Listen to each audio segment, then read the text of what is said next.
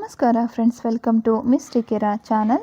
ನಿಮ್ಮ ಜಾತಕದಲ್ಲಿ ಏನಾದರೂ ಕಾಳಸರ್ಪ ದೋಷ ಅನ್ನೋದಿದ್ದರೆ ಇದರಿಂದ ತುಂಬ ಒಂದು ಘಟನೆಗಳು ನಿಮ್ಮ ಜೀವನದಲ್ಲಿ ನಡೀತಾ ಇರುತ್ತೆ. ಅದು ಏನು ಅನ್ನೋದನ್ನು ಈ ದಿನ ನಾವು ನೋಡ್ತಾ ಇದ್ದೇವೆ. ಜ್ಯೋತಿಷ್ಯ ಶಾಸ್ತ್ರದಲ್ಲಿ ಕಾಳಸರ್ಪ ದೋಷ ಅಂದರೆ ಅನೇಕರ ಮನಸ್ಸಿನಲ್ಲಿ ಒಂದು ರೀತಿ ಭಯ ಅನ್ನೋದು ಇರುತ್ತೆ. ಯಾವಾಗ ಜಾತಕದಲ್ಲಿ ರಾಹು ಕೇತು ಮಧ್ಯೆ ಒಂದು ಬೇರೆ ಗ್ರಹಗಳು ಸಿಕ್ಕಾಕೊಳ್ಳುತ್ತೋ ಆಗ ಈ ಕಾಳಸರ್ಪ ದೋಷ ಅನ್ನೋದು ಆಗುತ್ತೆ. ನಿಮ್ಮ ಜಾತಕದಲ್ಲಿ ಈ ಒಂದು ದೋಷ ಇದ್ದರೆ ನಿಮ್ಮ ಜೀವನದಲ್ಲಿ ಪ್ರತಿದಿನ ಕೆಲವೊಂದು ನಿರ್ದಿಷ್ಟವಾಗಿರುವಂಥ ಘಟನೆಗಳು ನಡೀತಾ ಹೋಗುತ್ತೆ. ಆ ಒಂದು ಘಟನೆಗಳು ಯಾವುದು ಅನ್ನೋದನ್ನು ಈ ದಿನ ನಾವು ತಿಳ್ಕೊಳ್ತಾ ಇರುವಂಥದ್ದು. ನಿಮಗೆ ಕೂಡ ಕಾಳಸರ್ಪ ದೋಷ ಇದೆಯೋ ಇಲ್ವೋ ಅಂತ ತಿಳ್ಕೊಬೇಕು ಅಂತ ಇದ್ದರೆ ಖಂಡಿತವಾಗ್ಲೂ ನೀವು ನಮ್ಮನ್ನು ಸಂಪರ್ಕ ಮಾಡಬಹುದು. ಮಂಗಳ ದೋಷ ಆಗಿರ್ಬೋದು, ಗಂಡ ಮೂಲ ದೋಷ, ಈ ರೀತಿ ಬಹಳಷ್ಟು ದೋಷಗಳು ಬರುತ್ತೆ. ಇದರಿಂದ ನಮ್ಮ ಜೀವನ ಏರುಪೇರಾಗ್ತಾ ಹೋಗುತ್ತೆ. ಪ್ರತಿದಿನ ನಾವು ಮಾಡುವಂಥ ಕೆಲಸಗಳಲ್ಲಿ ಅಡೆತಡೆಗಳನ್ನೋದು ನೋಡ್ತಾ ಹೋಗ್ತೀವಿ. ಈಗ ನೀವು ಈ ಒಂದು ಕೆಲಸವನ್ನು ಮಾಡ್ತಾ ಇದ್ದೀರಾ ಅಂದ್ಕೊಳ್ಳಿ, ಆ ಕೆಲಸ ಅರ್ಧದಲ್ಲೇ ನಿಂತು ಹೋಗೋದು. ನೀವು ತುಂಬ ಕಷ್ಟಪಟ್ಟು ಕೆಲಸ ಮಾಡಿರ್ತೀರ, ಆದರೆ ಆ ಕೆಲಸ ಮುಗಿಯೋ ಒಂದು ಹಂತಕ್ಕೆ ಬಂದಿರುತ್ತೆ. ಆ ಟೈಮಲ್ಲಿ ಏನೋ ಒಂದು ಆಬ್ಸ್ಟಿಕಲ್ಸ್ ಅನ್ನೋದು ಬರುತ್ತೆ, ನಿಂತು ಹೋಗುತ್ತೆ ಆ ಕೆಲಸ. ನೀವು ಅಂದ್ಕೊಳ್ತಾ ಇರ್ತೀರ ಕೈಗೆ ಬಂದಿರುವಂಥ ತುತ್ತು ಬಾಯಿಗೆ ಬರಲಿಲ್ಲ ಅಂತ ಅಂದ್ಕೊಳ್ತಾ ಇರ್ತೀರ. ಅದೇ ಒಂದು ಪರಿಸ್ಥಿತಿಯಲ್ಲಿ ನಿಮಗೆ ಪದೇ ಪದೇ ಎದುರಾಗ್ತಾ ಹೋಗುತ್ತೆ. ಇದು ಕೂಡ ಒಂದು ಕಾಳಸರ್ಪ ದೋಷದ ಲಕ್ಷಣ ಆಗಿರುತ್ತೆ. ಮತ್ತು ಎರಡನೇದಾಗಿ ನೋಡೋದಾದರೆ ಕನಸಿನಲ್ಲಿ ಪದೇ ಪದೇ ಹಾವು ಕಾಣಿಸ್ಕೊಳ್ತಾ ಇರುತ್ತೆ. ಕಾಳಸರ್ಪ ದೋಷ ಇರೋರಿಗೆ ನಿದ್ದೆ ಮಾಡುವಾಗ ಆಗಾಗ ಹಾವುಗಳು ಕನಸಲ್ಲಿ ಕಾಣಿಸ್ಕೊಳ್ತಾ ಇರುವಂಥದ್ದಾಗಿರ್ಬೋದು, ಹಾವು ನಿಮ್ಮನ್ನು ಬೆನ್ನಟ್ಟಿ ಬಂದಂತೆ ಮತ್ತು ಹಾವು ಕಚ್ಚಿರೋ ಥರ, ಅಥವಾ ನೀರಿನಲ್ಲಿ ಹಾವುಗಳು ಹರಿದಾಡೋ ರೀತಿ ಕನಸುಗಳು ಬೀಳ್ತಾ ಹೋಗುತ್ತೆ. ಈ ದೋಷದ ದೊಡ್ಡ ಮುನ್ಸೂಚನೆ ಇದೊಂದು ಮುನ್ಸೂಚನೆ ಆಗಿರುತ್ತೆ.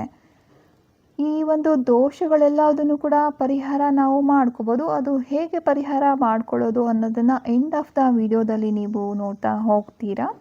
ಇದಿಷ್ಟೇ ಅಲ್ಲದೆ ಬಹಳಷ್ಟು ಒಂದು ಯೋಗಗಳು ಕೂಡ ಇರುತ್ತೆ. ಬಂಧನ್ ಯೋಗ ಆಗಿರ್ಬೋದು, ಅಥವಾ ನಿಮ್ಮ ಮಧ್ಯೆ ಇರುವಂಥ ತೊಂದರೆಗಳೇನಿರುತ್ತೆ, ರಿಲೇಷನ್ಶಿಪ್ಗೆ ಸಂಬಂಧಪಟ್ಟಿರುವಂಥ ತೊಂದರೆಗಳೆಲ್ಲ ಬರೋದು ಕೂಡ ಈ ರೀತಿ ಒಂದು ದೋಷಗಳಾದಾಗ ಮಾತ್ರ.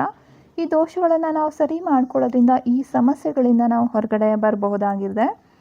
ಮೂರನೇದಾಗಿ ಏನು ಸೂಚನೆ ಅಂತ ನೋಡಿದ್ರೆ, ನಿಮ್ಮ ಒಂದು ಫೈನಾನ್ಷಿಯಲ್ ಸ್ಟೇಟಸ್ ಅನ್ನೋದು ಸ್ಟೆಬಿಲಿಟಿ ಇರೋದಿಲ್ಲ. ಪದೇ ಪದೇ ಸಾಲ ಆಗ್ತಾ ಇರುತ್ತೆ. ಹಣ ಎಷ್ಟೇ ಸಂಪಾದನೆ ಮಾಡಿದ್ರೂ ಕೂಡ ಕೈಯಲ್ಲಿ ಉಳಿಯೋದಿಲ್ಲ. ದುಡಿದ ಹಣ ಎಲ್ಲ ಯಾವುದೋ ಒಂದು ಅನಗತ್ಯ ಕಾರಣಕ್ಕಾಗಿ ಅಥವಾ ಪದೇ ಪದೇ ಕಾಯಿಲೆ ಬೀಳ್ತಾ ಇರ್ತೀರ, ಹಾಸ್ಪಿಟಲ್ಗೆ ಖರ್ಚಾಗ್ತಾ ಹೋಗುತ್ತೆ. ಎಷ್ಟೇ ಪ್ರಯತ್ನ ಪಟ್ಟರೂ ಕೂಡ ಸಾಲದ ಸಮಸ್ಯೆಯಿಂದ ಹೊರಗಡೆ ಬರೋದಕ್ಕೆ ನಿಮಗೆ ಸಾಧ್ಯನೇ ಆಗೋದಿಲ್ಲ. ಕಾರಣ ಈ ಒಂದು ಕಾಳಸರ್ಪ ದೋಷ ಆಗಿರುತ್ತೆ. ನಾಲ್ಕನೇದಾಗಿ ನಿಮ್ಮ ಒಂದು ವೈವಾಹಿಕ ಜೀವನದಲ್ಲಿ ನಿಮ್ಮ ಫ್ಯಾಮ್ಲಿನಲ್ಲಿ ಪದೇ ಪದೇ ಜಗಳ ಆಗುವಂಥದ್ದು, ವಿರಸ ಆಗುವಂಥದ್ದು, ಅಥವಾ ಕೆಲವೊಂದು ಡಿಲೇ ಆಗೋದು ಕೂಡ ನೋಡ್ತಾ ಇದ್ದೀವಿ. ನಿಮಗೆ ಈ ಒಂದು ದೋಷ ಇದ್ದರೆ ಮದುವೆ ತುಂಬಾ ಲೇಟಾಗಿ ಆಗುವಂಥದ್ದು. ಒಂದು ವೇಳೆ ಮದುವೆ ಆದರೂ ಕೂಡ ಗಂಡ ಹೆಂಡತಿ ಮಧ್ಯೆ ಸಣ್ಣ ಪುಟ್ಟ ವಿಚಾರಗಳಿಗೂ ಕೂಡ ದೊಡ್ಡ ದೊಡ್ಡ ಜಗಳ ನಡೀತಾ ಹೋಗುತ್ತೆ. ಕುಟುಂಬದಲ್ಲಿ ನೆಮ್ಮದಿ ಅನ್ನೋದೇ ಇಲ್ಲದೆ ಇರೋ ರೀತಿ ಆಗ್ತಾ ಹೋಗುತ್ತೆ. ಐದನೆಯದಾಗಿ ವಿಪರೀತವಾಗಿ ಸ್ಟ್ರೆಸ್ ಆಗ್ತಾ ಹೋಗೋದು, ಕೆಟ್ಟ ಕೆಟ್ಟ ಕನಸುಗಳು ಬೀಳ್ತಾ ಇರುವಂಥದ್ದು, ಮನಸ್ಸಿಗೆ ತುಂಬ ಸ್ಟ್ರೆಸ್ ಆಗುವಂಥದ್ದನ್ನ ಇಲ್ಲಿ ನೋಡ್ತೀವಿ. ಯಾವುದೇ ಒಂದು ಕ್ಲಿಯರ್ ಆಗಿರೋ ಒಂದು ರೀಸನ್ ಅನ್ನೋದೇ ನಿಮಗೆ ಗೊತ್ತಾಗೋದಿಲ್ಲ. ಮನಸ್ಸಲ್ಲಿ ಏನೋ ಒಂದು ರೀತಿ ಭಯ, ಆತಂಕ ಆಗ್ತಾ ಇರುತ್ತೆ. ತುಂಬ ಒಂದು ನೆಗೆಟಿವ್ ಥಾಟ್ಸ್ ಅನ್ನೋದು ಬರುತ್ತೆ. ಎಷ್ಟೇ ಒಂದು ನೀವು ತುಂಬ ಸ್ಕಿಲ್ಫುಲ್ ಆಗಿರ್ಬೋದು, ಎಷ್ಟೊಂದು ಟ್ಯಾಲೆಂಟೆಡ್ ಆಗಿದ್ರೂ ಕೂಡ ಒಂದು ಸೊಸೈಟಿನಲ್ಲಿ ನಿಮಗೆ ಸರಿಯಾಗಿರುವಂಥ ವ್ಯಾಲ್ಯೂ ಅನ್ನೋದು ಸಿಗೋದೇ ಇಲ್ಲ. ನಿಮ್ಮನ್ನು ಯಾರೂ ಕೂಡ ರೆಕಗ್ನೈಸ್ ಮಾಡೋದಿಲ್ಲ ಅನ್ನೋದು ನಿಮ್ಮ ಒಂದು ಯೋಚನೆ ಆಗಿದ್ದರೆ ಅದಕ್ಕೂ ಕೂಡ ಪರಿಹಾರಗಳನ್ನು ನಾವು ನೋಡ್ಬೋದು. ಇದು ಈ ರೀತಿಯೆಲ್ಲ ಇದೆಯಲ್ಲ ಅಂತ ಭಯಪಡೋ ಅಗತ್ಯ ಖಂಡಿತವಾಗ್ಲೂ ಇಲ್ಲ. ಜ್ಯೋತಿಷ್ಯ ಶಾಸ್ತ್ರದಲ್ಲಿ ಪ್ರತಿಯೊಂದು ದೋಷಕ್ಕೂ ಕೂಡ ಪರಿಹಾರ ಇರುತ್ತೆ. ಅದರಲ್ಲೂ ಕೂಡ ಲಾಲ್ ಕಿತಾಬ್ ಅಂತ ಏನು ಹೇಳ್ತೀವಿ, ಜ್ಯೋತಿಷ್ಯ ಶಾಸ್ತ್ರಕ್ಕೆ ಸಂಬಂಧಪಟ್ಟಿರುವಂಥ ಒಂದು ಗ್ರಂಥ ಇದು. ಇದರಲ್ಲಿ ತುಂಬಾ ಸರಳವಾಗಿರುವಂಥ ಪರಿಹಾರಗಳನ್ನು ನಾವು ನೋಡಬಹುದು. ನೀವು ಹೆಚ್ಚು ಖರ್ಚು ಮಾಡಿ ಇದಕ್ಕೆ ಒಂದು ಪರಿಹಾರ ಮಾಡೋ ಅಗತ್ಯ ಖಂಡಿತ ಇಲ್ಲ. ಕಾಳಸರ್ಪದ ದೋಷ ಪ್ರಭಾವ ಕಡಿಮೆ ಮಾಡಬೇಕು ಅಂತ ಅಂದ್ಕೊಂಡಿದ್ರೆ ಖಂಡಿತವಾಗ್ಲೂ ಶಿವನ ಆರಾಧನೆ ಮಾಡೋದು ಒಂದು ಉತ್ತಮವಾಗಿರುವಂಥ ಉಪಾಯ ಆಗಿರುತ್ತೆ. ಪ್ರತಿದಿನ ಓಂ ನಮಃ ಶಿವಾಯ ಅನ್ನೋ ಒಂದು ಮಂತ್ರವನ್ನು ನೀವು ಜಪ ಮಾಡಬಹುದು.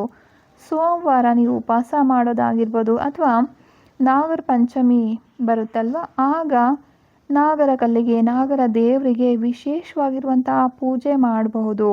ಈ ದೋಷ ಖಂಡಿತವಾಗ್ಲೂ ಇದರಿಂದ ನಿವಾರಣೆ ಆಗುತ್ತೆ.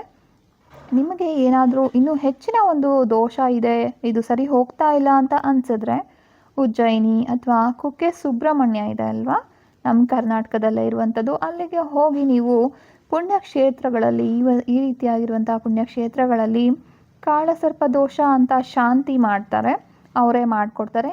ನಮಗೆ ಅದನ್ನು ಮಾಡಲಿಕ್ಕೆ ಒಂದು ಅಕ್ಸೆಸ್ ಅನ್ನೋದು ಇರೋದಿಲ್ಲ. ದೇವಸ್ಥಾನದಲ್ಲಿ ಅದಕ್ಕೆ ಅಂತಲೇ ಇರುವಂಥ ಒಂದು ಪಂಡಿತರ ಕೈಯಲ್ಲಿ ಮಾತ್ರ ಇದನ್ನು ಮಾಡಿಸ್ಬೇಕಾಗುತ್ತೆ. ನೀವು ಕೂಡ ಇದನ್ನು ಮಾಡಿಸಿ ನೋಡಬಹುದು. ಈ ಒಂದು ಮಾಹಿತಿ ನಿಮಗೆ ಖಂಡಿತ ಉಪಯುಕ್ತ ಆಗಿದೆ ಅಂತ ನಾನು ಅಂದ್ಕೊಳ್ತಾ ಇದ್ದೀನಿ. ದಯವಿಟ್ಟು ಈ ವಿಡಿಯೋ ಇಷ್ಟ ಆದರೆ ಲೈಕ್ ಮಾಡಿ, ನಿಮ್ಮ ಒಂದು ಫ್ಯಾಮಿಲಿಯವ್ರ ಜೊತೆ, ಫ್ರೆಂಡ್ಸ್ ಜೊತೆ ಶೇರ್ ಮಾಡಿ. ಇದೇ ರೀತಿ ತುಂಬ ಇಂಟ್ರೆಸ್ಟಿಂಗ್ ಆಗಿರೋ ವಿಡಿಯೋಸ್ ಬೇಕು ಅನ್ನೋದಾದರೆ ಖಂಡಿತವಾಗ್ಲೂ ಚಾನಲನ್ನು ಸಬ್ಸ್ಕ್ರೈಬ್ ಮಾಡ್ಕೊಳ್ಳಿ.